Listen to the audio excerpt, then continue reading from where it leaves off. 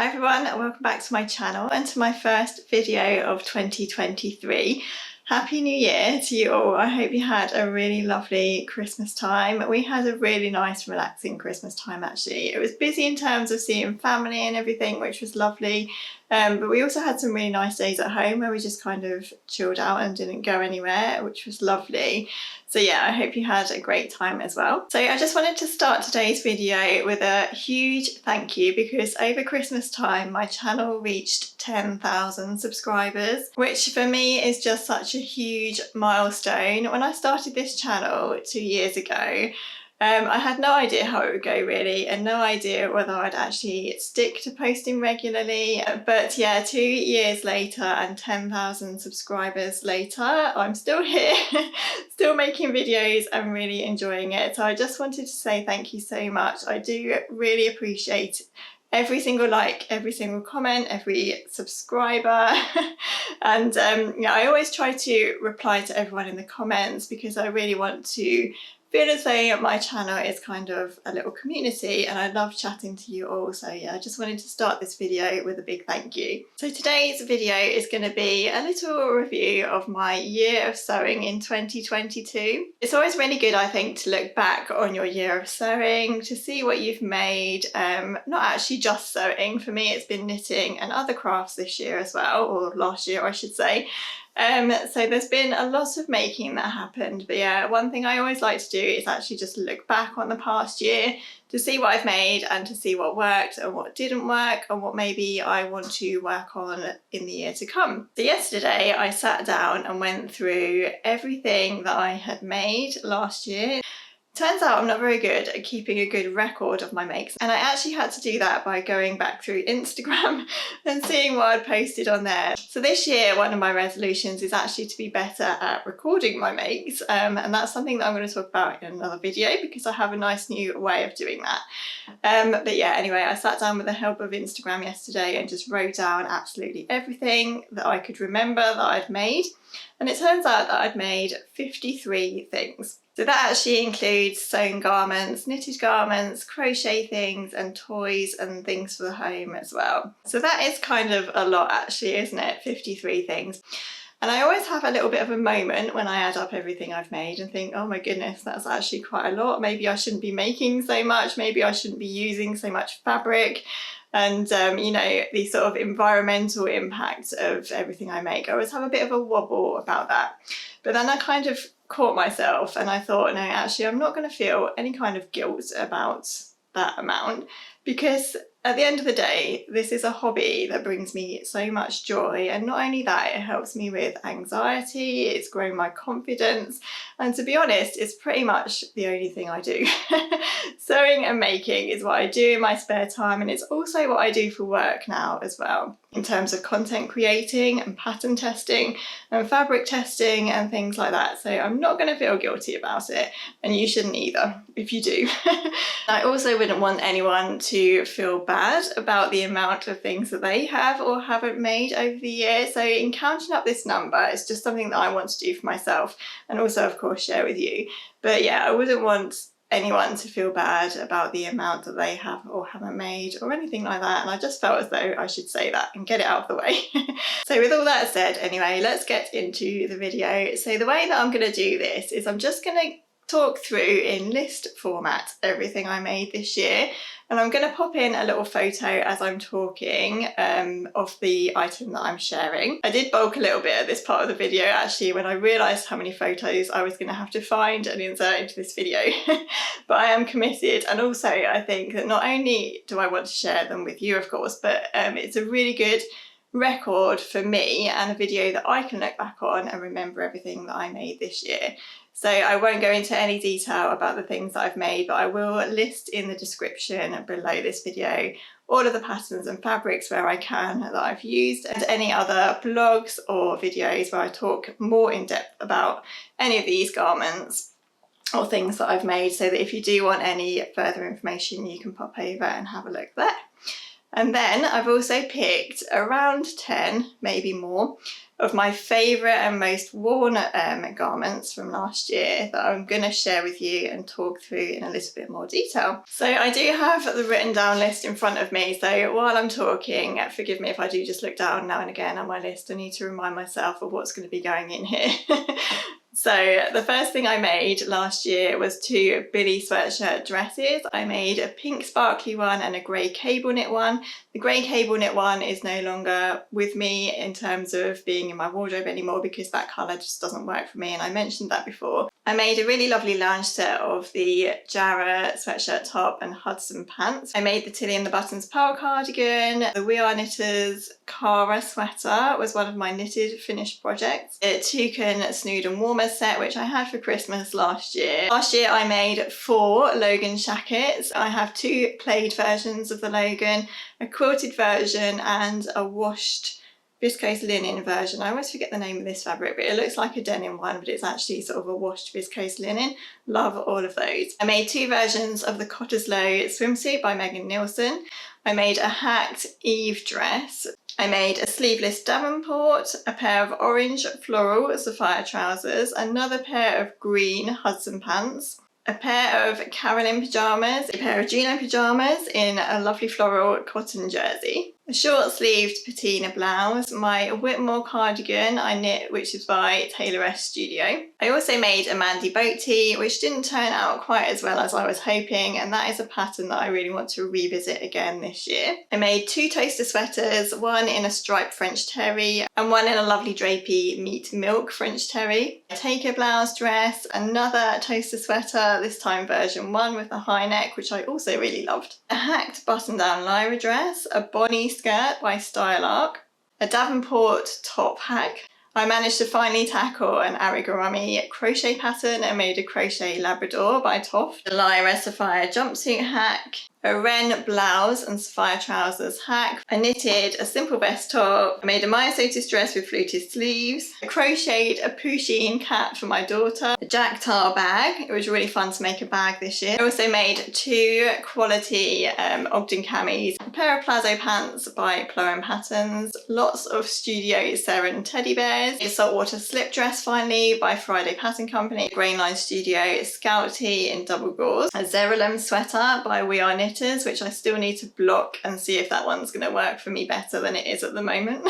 I made my Jack trench. I finished finally a crochet blanket which I'd had on the go for around 3 years, so it was nice to get that one done. A hacked Agnes t-shirt. This one I made with straight seams rather than the curved, more fitted seams, and that worked really well for me. A tunic length Jarrah sweatshirt, a Tildy shirt dress, a crochet snowman, a South Bank sweater dress, which I'm actually wearing today, my Nick's dress, and another Taker blouse dress, which I love, and that one was more of a Christmassy one. So that was my humongous list of makes for 2022, and I'm grateful to the help of Instagram for helping me to remember all of those.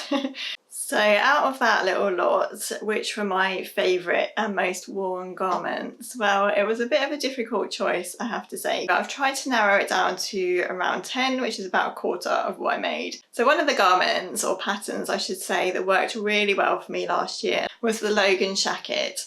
So I made 4 Logan shackets, as I say, and I've got 2 of them here to show you.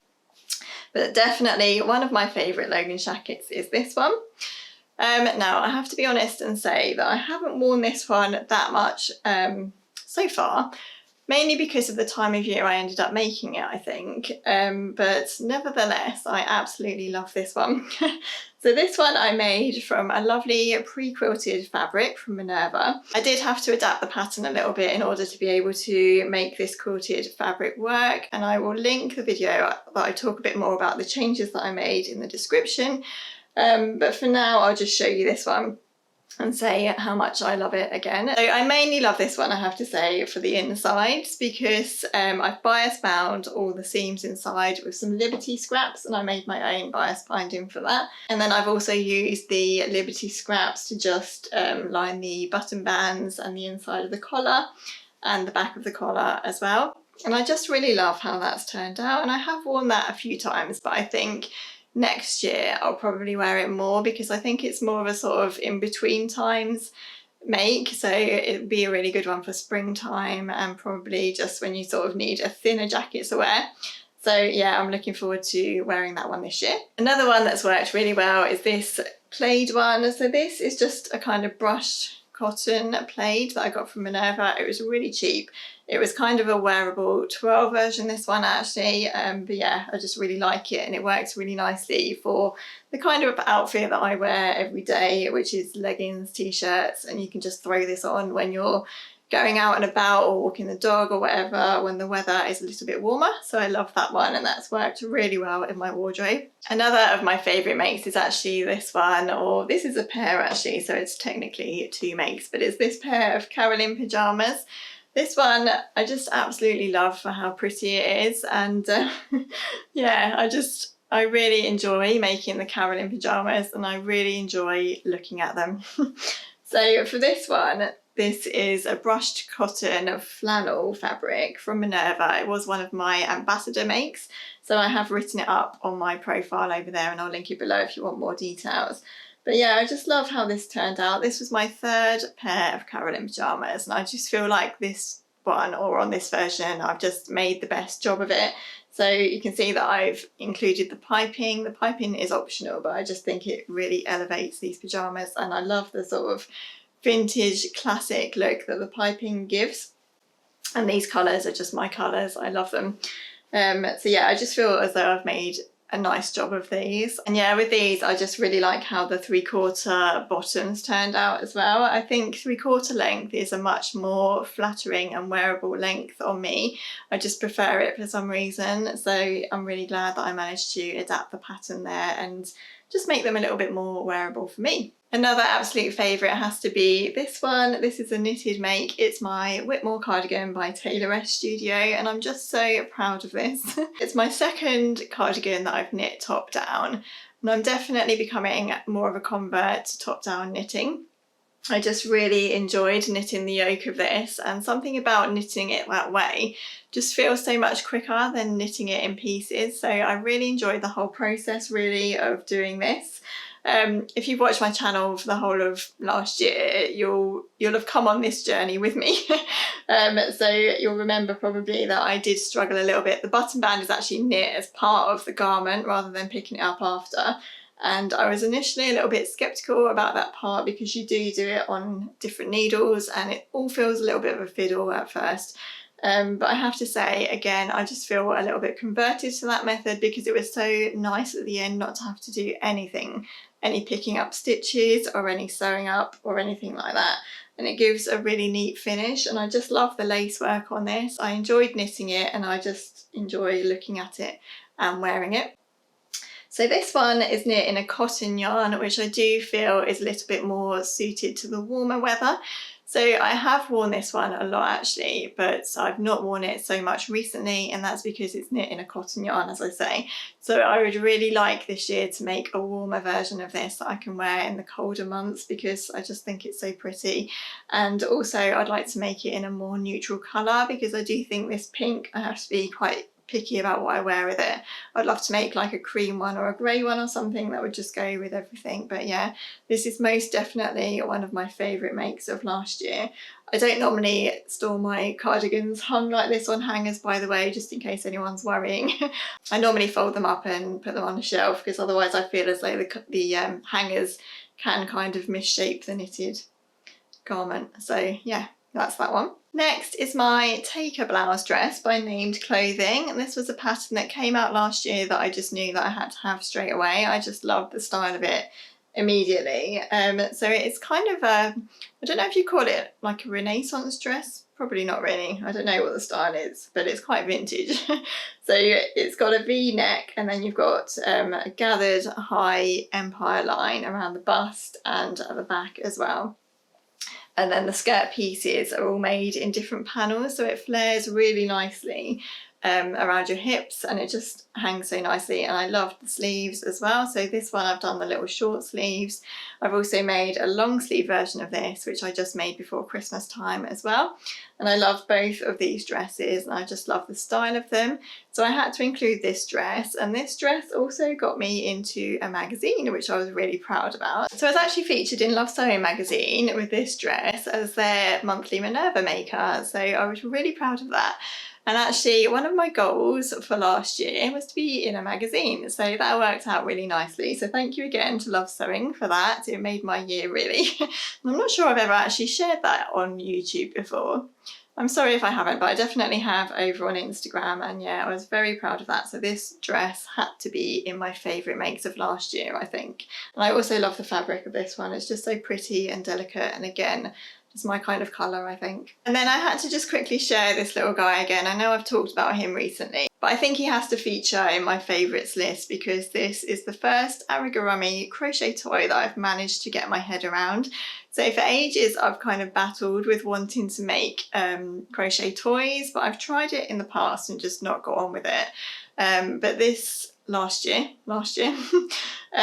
something clicked with this. My mum got me this as a crochet kit, and watching the Toff videos and everything, something finally clicked and I managed to get a toy made. And I also made my Pusheen cat as well and my crochet snowman. So I'm really, really pleased that 2022 was the year that I finally managed to grasp that kind of crochet, and I'm glad to have crochet in my life as another form of craft as well. The next make, or two makes, that I wanted to include in my favourites were these two Ogden camis. So towards the end of last year I decided I really wanted to focus on quality items. So the patterns that I use and reuse time and time again, I wanted to remake, but make them in really lovely fabrics that I know that I will love to wear and really enjoy wearing, and that will feel nice. They might be more pricey to make, but yeah, I just know that they will work really well for me in my wardrobe, and that has proven to be the case with these two. So perhaps not now that it's really cold, but definitely after I made them, which was around September time, I wore these quite a lot as a kind of transition type outfit. So I'd wear these under my Logan jackets or under my Whitmore cardigan and other cardigans that I have, and they just worked really well as a layering piece. And because, as I say, the fabric is so beautiful and so soft and nice to wear, I just loved and really enjoyed wearing them. So I think that was a good move really, to try and focus on good quality fabrics. So I wanted to include these as well. Next one is this toaster sweater, and again I've included this one because of the fabric. So this was an investment fabric. It's by Meat Milk Fabrics, which are a more pricey and more quality fabric brand, I would say. They're also really ethical as well, which I really like about them. But yeah, I wanted to make this because, again, because it's such a plain sweater in a neutral colour, I knew that it would work really nicely in my wardrobe. A basic sweater in a really nice fabric, a kind of elevated basic again, I guess, and I wear this one much more than my stripy French terry fabric one because the fabric just feels nicer to me to wear. It's much more cozy, much more drapey, and I just feel nicer in it. So yeah, that's that one that I wanted to include. Another of my favourites has to be this one, which was my Sophia and Lyra dress combo jumpsuit. So this one I made as part of the Sew Mashup challenge, which I ran in the summer with Kath from Kathcraft, and it was such fun to make and put together. And I wanted to include this one because not only do I love it in terms of the fabric and how I feel wearing it, but also because it was a bit of a jump in terms of having the confidence to kind of mash two patterns together and briefly hope or know that they would work. So yeah, feeling brave enough to do something like that was quite a jump for me, I think, in my sewing journey, and I was really proud that I managed to put these two together, two of my favourite patterns, and make them work as a completely different garment. So yeah, I'm really, really proud of this one. I also made another version, as I listed, of the Wren blouse by Chalk and Notch and the Sophia trousers, but I definitely wear this one more, and that's just because I love the style of a shirt. So I love the sort of the collar of this one. and I just think it works really nicely together, so I had to include that one. And the fabric for this is just so pretty. I love the colours in this. They're my colours again, which is pink, beige, a rusty kind of colour, all my favourite colours in one fabric, so love this one too. Another make I wanted to include, I have no idea how many I've included now, it's probably got to be more than 10, but I'm going to keep going anyway, I've got 3 more. So another favourite is actually what I'm wearing today, which is the South Bank sweater dress. So this is one that took me so long to get around to trying, because I did think that I'd got a couple of sweater dress patterns in my collection already, and did I need another one? And also I was a little bit worried about how I would feel with this neck. But I have to say that since making this only in December actually, I've worn it a lot because it's my kind of dress. It's the kind of thing that I wear in the winter with leggings. It's really cozy, and I don't know why I hadn't tried it before. I already have plans to make another couple that will see me through winter time, because as I say, they're just perfect. So I'm really pleased with this South Bank sweater dress, and thank you to everyone that recommended me this pattern. It's definitely becoming one of my favourites already. So on to the last 2, and I had to include this one, which I've only just made. This was one of my last makes. In fact, I think it was my last make of 2022. And that's the NYX dress by Closet Core Patterns. If you follow me on Instagram, you'll know that I wore this dress on Christmas Day and managed to spill a hot from the oven roast potato down it, which was a bit of a disaster, and I had to take it straight off and throw it straight in the wash so that I didn't end up with a big greasy stain on it. And I'm pleased to say that the stain has actually come out, so I'm really pleased about that. I could have cried when that happened. And one of the things that I know I need to make next year, or this year, is an apron, because I'm really bad at not wearing aprons and covering my clothes. So that was a lesson learned, but this did get worn on Christmas Day, but just not for quite as long as I'd intended. Nonetheless, this is definitely one of my favourite ever makes, because it has such lovely details in it. And again, I really love this fabric. This is a viscose from Minerva, and it's actually really reasonably priced. It comes in loads of different colours. I love this rusty colour, it's another one of my favourite colours. And yeah, I just love the detail in this dress. So much gathering, the lovely buttons, self-covered buttons and rouleau loops, and the lovely yoke detail is just so pretty, and I really enjoyed making this one.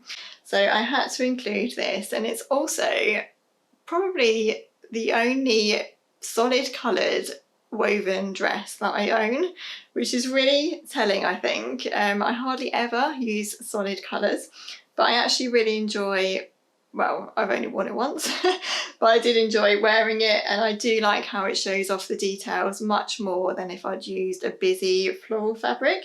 So yeah, this one definitely had to go in my favourites. This one actually, I don't know if you can tell with me holding it like this on camera, the only thing about this fabric is that it does crease terribly. So I have ironed this since I rewashed it after my potato disaster. But it's one of those dresses that you definitely need to iron straight before you wear it. I had this hanging in my wardrobe before Christmas Day, and I still needed to iron it again on Christmas Day before I wore it, because it is a bit of a creasy one, especially with all this gathering and everything. Nonetheless, it's a beautiful dress and I really love it, and I really enjoyed making that pattern up. Last in my favourites list, of course, had to be this one. This is my Jack trench coat by Ready to Sew. So this is definitely my favourite make of the year last year. It tops my favourite list because it was such a challenge. This is the make of 2022 that really pushed me to my limits, I think. Not only because of the details and the things that I had to learn while I was making it, but also because of the fabric that I used. The fabric I used for the outer part of the coat was a viscose twill, which is perfect for this coat. It needs a drape to it. And it's just the perfect fabric for the coat, really, and exactly what I wanted. But working with it was a challenge because it was so wobbly, and very difficult to cut and quite difficult to handle as well. So yeah, definitely a challenge. This is the back of the coat, so it has quite a few sort of traditional trench coat features, like the flap at the back and the pleat, and then the belt here. It also has some really pretty extra details like the tie cuffs as well. And then inside I've lined it with this lovely Atelier Brunette viscose fabric. It's a proud make, and I have to say I haven't worn this coat yet outside, and the reason for that is because Again, I made it at the wrong time of year, so I think I finished this around the end of October, and then we kind of went into winter, and every time I thought about wearing it I was scared that I was going to get caught in a rainstorm or something and get the coat ruined. Yeah, basically I haven't worn it because I'm scared. I'm scared to ruin it because I love it so much, but I think this will be a really good one for springtime this year, and I'm really looking forward to wearing it come the warmer months when hopefully we don't have so much rain. So that's that one, my lovely Jack trench coat. So I thought I'd just round up the video sharing a little bit about what I learned in my sewing journey last year.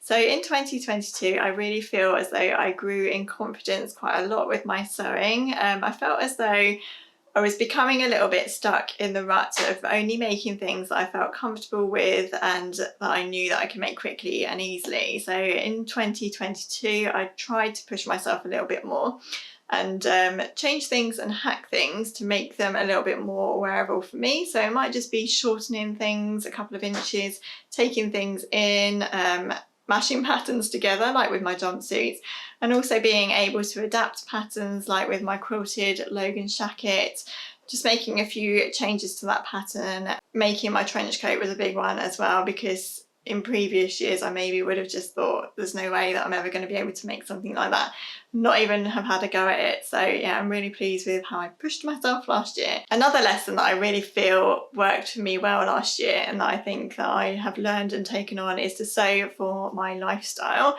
So as I've mentioned before, I work at home a lot, and a lot of my life is sort of, well, working at home and walking the dog, being outside. So sewing for my lifestyle in terms of what I am going to wear and what I'm going to feel comfortable in, what I'm going to be able to just throw a pair of wellies on with and go out over the field with the dog rather than feeling like I need to get changed or whatever, has really worked for me. And yeah, just sewing things like what I'm wearing today, like this South Bank dress, is perfect really. And going along with that kind of sew your own style type thing is to know what colours you prefer. So for me, I really love pinks and creams and beiges and earthy sort of tones. And sometimes I feel as though I need to branch out and try other colours because I always tend to stick to the same colours. But what I'm realising is that that doesn't work for me either, because if I ever do sew a colour that doesn't feel quite right for me, I just don't end up wearing that garment, and I go back to the colours and things that I do enjoy wearing and that feel right for me. So in terms of trying to save money and trying to just make things that I will really wear and enjoy wearing, just stick to the colours that you know that you love. I think that's what I've learned this year as well. So that's my 2022 year of sewing in a nutshell. It's been really interesting to make this video and lovely to look back over everything that I made last year. I would love to know in the comments today what you've learned about your sewing journey in 2022, and also let me know as well if you have any particular favourite makes that you've sewn last year. Please don't forget to subscribe to my channel if you haven't already. I'd love to have you as a subscriber. I'm busy now thinking about new videos that I'd like to make for 2023, and I popped a question over on my community tab on my channel just asking if there were any videos that anyone would like me to make, or if there's any types of videos that you really enjoy seeing. That would really help me out as well. So I'd love it if you pop over to the community tab and just leave me a comment there if there is anything you'd like to see. So I'll leave the video here. Take care everyone, have a lovely day, and I'll look forward to seeing you in my next video. Bye!